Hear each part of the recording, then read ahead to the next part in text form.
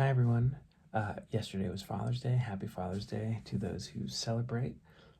Gave me pause for reflection that although the Red Goose is about fatherhood and my father in large measure, I haven't shared any poems, in part because some of them are quite long about my father.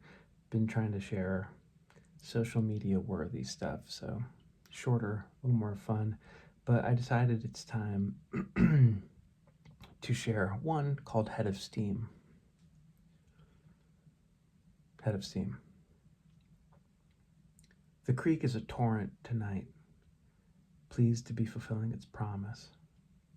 Under a shrouded moon, it cleans the underbelly of a brook trout, lifting frogs from their seasonal slumber. The only time I heard my father swear, he was retelling a story, and looking across the table, knew it couldn't be done otherwise.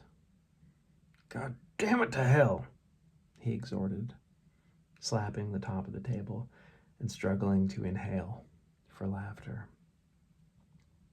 A free set of hours on a summer Saturday with kinfolk he so rarely sees, the Inmans, Balls, or Davies, in his white v-neck and summer work corduroys, easy, open to a spontaneous excursion, already working up a sweat and an appetite for the woods and fields.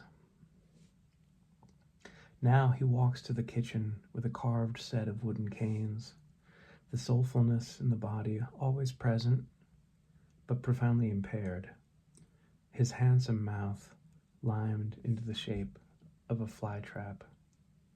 The man could sit in an easy chair for 5 full minutes, and nothing in the apparatus would soften.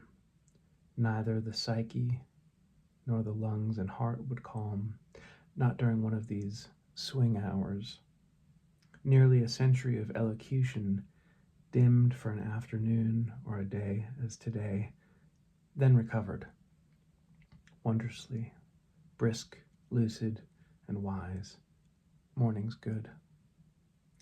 The old man who finished seminary and spoke as a clergyman against the war, only to spend a half-century as a physician in Utica.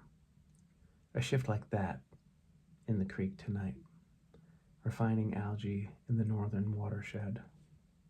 The man now requires a kickstart in the middle of the hardwood floor, a sound or rhythm to patch up the old tears, to seal up the fit of the boiler, and while the coal is burning hot, get up a head of steam. A single determined index finger lifts from the cane and shows what he wants, where he's heading. His life now an internal excavation. He clings at a freeze, goose-stepping like a wind-up toy soldier. Piss and vinegar, he stands and falls, and she, now in the kitchen, fails to catch him in time. It's the shoulder, but at least it's not the head. He ought not to have been standing, but who can blame him? I'm called to the house, and while waiting for the ambulance, I sling his arm with a fitted sheet. I see my mother in the sunroom, tending to him. Jupiter tangles in the pasture with this meltwater pulse. A few days pass past the full moon in January, and our many wishes for life return to the pattern of weeks and days, like songs that long for an old brown piano. I step out to the road tonight and look up a ways, past the barn with its sodium lamp, to the farmhouse. It's nearly 7. If something was wrong tonight, I figure I would have heard.